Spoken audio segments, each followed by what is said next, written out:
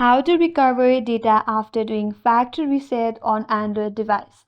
Hi everyone, this is Kate here and welcome back to the channel, and in today's video we will learn how we can recover data after doing factory reset on your Android device.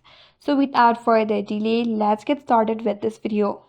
So the only options or the easier options that you could recover your data on your Android device is if you have backed up your data previously in your Google account.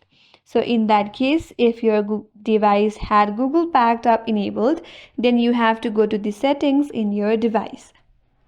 Under settings, scroll down and head towards the Google. Here, make sure that you're signed in with your preferred account. If you're not signed in yet, make sure to sign in with your Google account.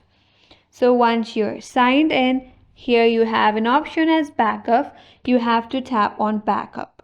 And once the backup is turned on, all your data will be restored, such as contacts, your SMS on your device, your application data, your photos via Google Photos, and all the other data such as calendar or drive photos or drive files.